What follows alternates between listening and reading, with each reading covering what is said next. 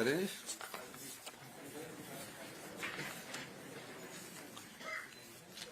नमस्कार आप सब लोगों को। कल दशहरा है और दशहरे की आप सब लोगों को शुभकामनाएं। आज के जो प्रेस कॉन्फ्रेंस है उसमें मैं कुछ बातें आपके सामने रखना चाहता हूं। पिछले दिनों विधानसभा सत्र था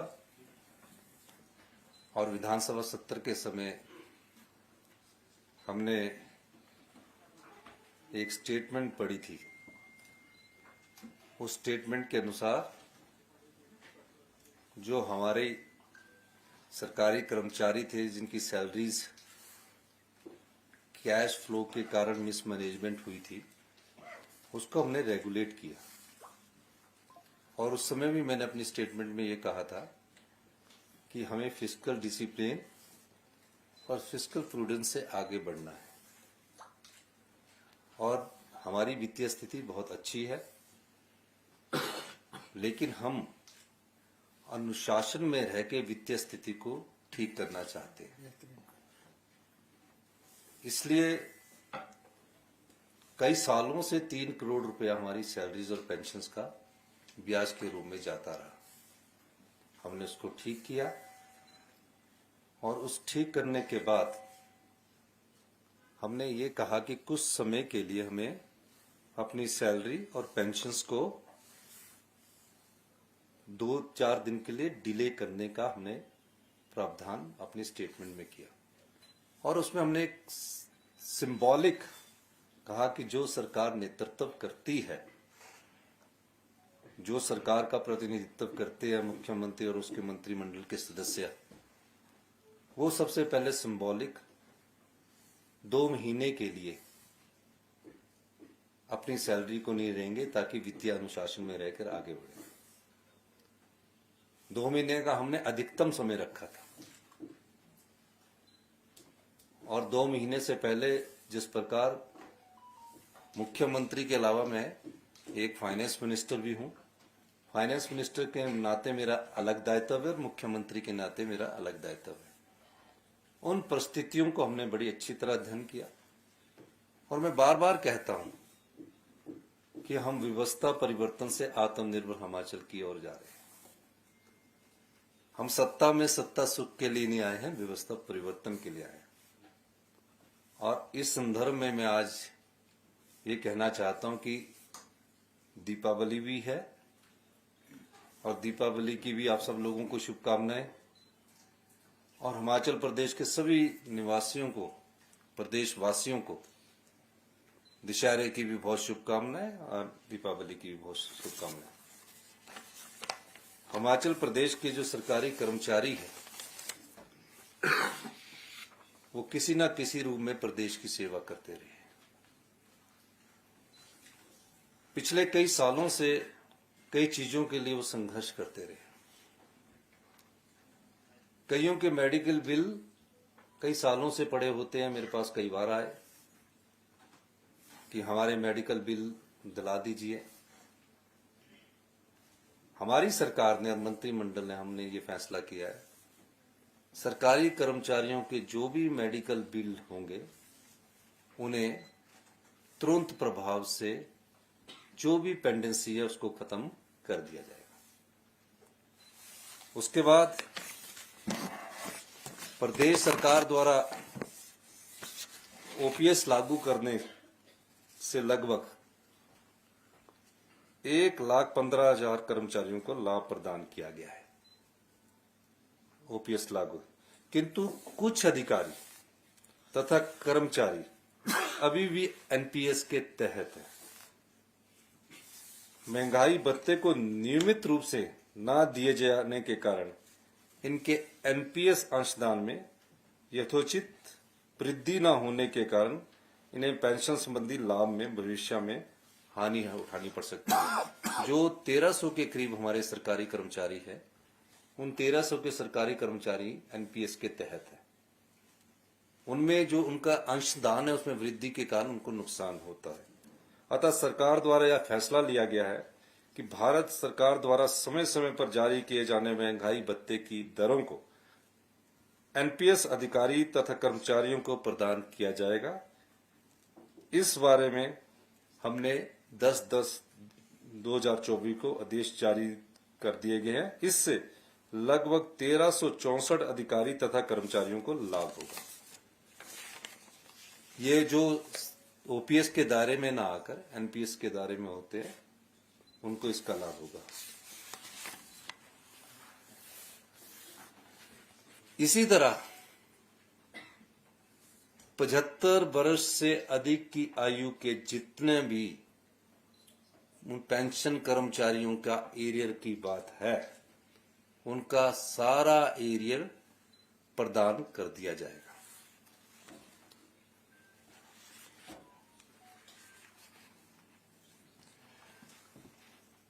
मैं प्रदेश सरकार के सरकारी कर्मचारियों और पेंशनरों को 1/1/2023 से दे महंगाई भत्ते की 4% की किस्त देने की घोषणा करता हूं। इससे प्रदेश के 1,80,000 कर्मचारी और 1,70,000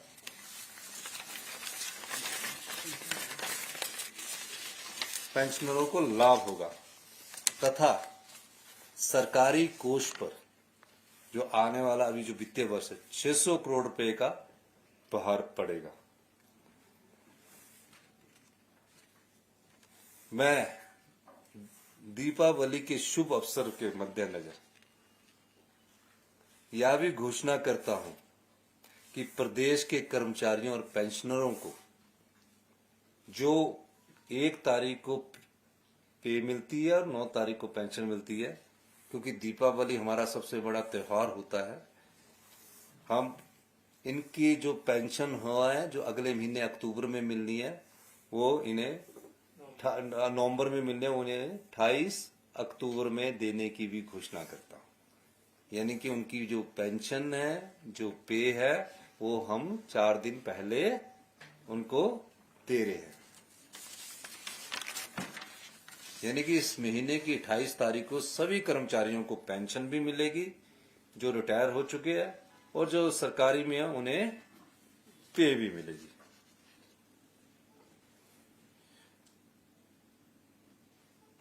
और जो प्रदेश के चतुर्थ श्रेणी के कर्मचारी के जो वेतन एयर की अतिरिक्त किस्त ₹20,000 की अदायगी भी इस वित्तीय वर्ष में करने की मैं घोषणा करता हूं। इसी तरह प्रदेश के 75 वर्ष से अधिक आयु के पेंशनरों का पूरा बकाया एयर देने की भी घोषणा करता हूं। इस वित्तीय वर्ष में सरकार वेतन और पेंशन एरियर पर कुल जो और भी कुछ हमने परसेंटेज बनाई है, उसमें 202 करोड़ रुपए का खर्चा आएगा। तो ये जिस प्रकार का आकलन आप लोग कर रहे थे, ये आकलन करने से पहले थोड़ा सा आप सभी, आपको नहीं मैं कहूंगा, कुछ पत्रकार बंधु दिल्ली तक खबरें चला रहे थे, और कुछ तो हमारे राष्ट्रीय नेता हैं और फाइनेंस मिनिस्टर निर्मला सीतारमण भी है, वो तो फाइनेंस का पूरे रखते हैं। हमारी ट्रेजरी अभी तक ओवरड्राफ्ट नहीं हुई। मैंने कहा कि पिछले साल हमने 2011 दिसंबर 2022 को जब हमने सत्ता संभाली, 1 महीने तक मैं और मुख्यमंत्री मुकेश अग्निहोत्री जी ने, जिस समय गंभीर वित्तीय स्थिति थी, उस पर चर्चा की। चर्चा करने के बाद हमने एक दृष्टिकोण अपनाया और आत्मनिर्भर हिमाचल की नींव रखी, जिसकी की पहले बजट में आपको कल्पना की। पर आपने उस बजट में, क्योंकि वो बदला हुआ बजट था, उस बदले हुए बजट को आपने सोचा पता नहीं किस दिशा में आगे बढ़ेंगे, और 1 साल के भीतर 2023-24 में 2200 करोड़ रुपए का अतिरिक्त राजस्व कमाया। 2024-25 में उसमें कितने % की वृद्धि हो रही है वो 31 मार्च 2025 को पता लगेगा। लेकिन पूरे जर्नल में ऐसा लगा कि तनख्वाह देने के लिए पैसे नहीं है। जब हमने मंत्रियों की विधानसभा के सत्र में और मुख्यमंत्री की 2 महीने की सैलरी रोकने की बात की थी, तो मैंने कहा ये सिंबॉलिक, हम जो 4 दिन का जो फिस्कल मैनेजमेंट है इसके लिए कर रहे हैं, उसके बाद कर्मचारियों को करेंगे, क्योंकि हम हिमाचल प्रदेश की सरकार का प्रतिनिधित्व करते हैं। लेकिन उसका उल्ट इतना प्रचार किया गया, उल्ट देखने के लिए इतना सब कुछ कहा गया, ऐसा कुछ नहीं है। हिमाचल प्रदेश की वित्तीय स्थिति अच्छी है और हम बार बार कहते हैं कि 2027 में हिमाचल प्रदेश आत्मनिर्भर बनेगा और 2032 में हिमाचल प्रदेश हिंदुस्तान का सबसे समृद्धशाली और मजबूत अमीर राज्य बनेगा। ये मैं अभी से नहीं कह रहा, आप तो सारे मुझे सब रिकॉर्ड पहले दिन से मेरी आप स्टेटमेंट देखना। तो ये हम सरकारी कर्मचारियों को 4% हमने जो डीए दिया है और जो मेडिकल बिल का पूरा भुगतान कर दिया है। आने वाले समय में आप और भी चीजें देखेंगे जो अभी भविष्य के गर्भ में आपको छिपी है, जो हम आने वाले समय में कराएंगे। सुधार की प्रक्रिया प्रदेश में पूर्णतः जारी है, फैसले लिए जा रहे हैं, पर उससे आम आदमी को असर नहीं हो रहा है। हम कड़े फैसले ले रहे हैं, उससे आम आदमी को हासिल नहीं हो रहा है। अभी तक हमने जो बिजली के बिल, जो बिजली की सब्सिडी बंद करने की बात कही है, वो अभी 75 लाख कर्मचारी जो 300 यूनिट से ज्यादा 300 यूनिट खर्च करते हैं, उनकी अभी सब्सिडी को कोई बंद नहीं किया गया। जो हमने कैबिनेट में फैसला किया, कोई बंद नहीं किया गया। और जो पानी के बिल की बात की गई है, आप बताइए कि 5 स्टार होटलों को और बड़े बड़े उद्योगपतियों को 1 रुपया प्रति यूनिट सब्सिडी देने की कोई बात नहीं होनी चाहिए। पानी के बिल की उनको सब्सिडी देने की बात नहीं होनी चाहिए। जो करोड़ों रुपया टैक्स देते हैं, जो 10-10 लाख रुपए इनकम टैक्स देते हैं, उनको भी फ्री देना चाहिए। किनको देना है हमने फ्री? जो आम आदमी है, जो गांव में रहने वाला गरीब आदमी है, जो गांव में रहने वाला किसान आदमी है, जो सही मायने में डिजर्व करता है, उसको हमारी सरकार पूरी तरह से आत्मनिर्भर बनाने की दिशा में भी काम करेगी। और जहां उनको जरूरत होगी कि ये इनका बिल नहीं भुगतान कर सकते, उस स्थिति में हम उनके बिल के भुगतान करने की स्थिति में भी हमारी सरकार उनको करेगी जो डिजर्व करते। इसी संदर्भ में मैं आपको कहना चाहता हूं कि हिमाचल प्रदेश की सरकार प्रदेश के कर्मचारियों का, प्रदेश के किसानों का, प्रदेश के बागवानों का, प्रदेश के मजदूरों का, प्रदेश की महिलाओं का, प्रदेश के युवाओं को रोजगार के अवसर पैदा हो, इस दिशा में हमारी सरकार काम कर रही है। और निश्चित तौर पर जब भारतीय जनता पार्टी की सरकार थी, उनको उनके बारे में पूछा जाना चाहिए था। चुनावों से पहले 5,000 करोड़ की रेवड़ियां बांटी गई। ये तो वो बात हुई, इस बार मैं देख रहा था, उल्टा चोर कोतवाल को डांटे। आप देखिए ना कि हर चीज में ब्याज 5 रुपए कम कर दिया गया, बिजली फ्री कर दी गई, मुफ्त की पानी की योजना ला दी गई, 900 के करीब इंस्टीट्यूशन खोल दिए गए। और फिर खूब खुश होते हैं कि प्रदेश के धन को हमने लुटा दिया है, और लुटाया भी ऐसा कि आने वाले भविष्य की युवा पीढ़ी के लिए कोई नया रास्ता छोड़ने की बात नहीं की। हम यहां सत्ता में ना प्रदेश की संपदा को लूटने देंगे, ना लुटाने देंगे, जो भारतीय जनता पार्टी ने किया है। इसीलिए मैंने कहा कि आरबीआई बता सकता कि हमने कब ओवरड्राफ्ट किया, फाइनेंस मिनिस्टर बता सकती थी कि हमने कब ओवरड्राफ्ट किया।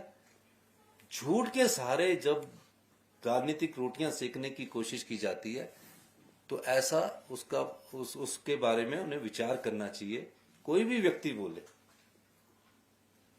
क्योंकि जो हमारी ट्रेजरी है वो तो आरबीआई के साथ अटैच्ड है, हर चीज का पता लग जाता कि कहां है। तो इसलिए हम आपको कहना चाहते हैं कि प्रदेश ने प्रदेश के कर्मचारियों के हित में, पेंशनरों के हित में ये फैसला किया।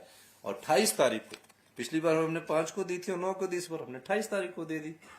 ये सब चीजें हम सरकार के हित में कर रहे हैं, आत्मनिर्भर हिमाचल बनाने की दिशा में बढ़ रहे हैं। आपका बहुत बहुत धन्यवाद। मुख्यमंत्री क्या रहेगा सर, डीए देने का फार्मूला क्या रहेगा? जो डीए 4% 2023 से डीए की 4% की एरियर जो 10,000 करोड़ का, उसमें 75 साल के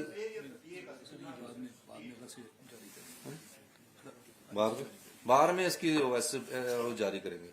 मुख्यमंत्री महोदय, देश के प्रधानमंत्री ने और सभी मंत्रियों ने हरियाणा में जो था आपकी आर्थिक स्थिति को लेकर चुनावों में दी, तो उसका क्या, उसको किस एंगल से लेते हैं आप? देखिए, मुझे ये समझ नहीं आया कि हिमाचल प्रदेश में बड़ा सौहार्द रहता था।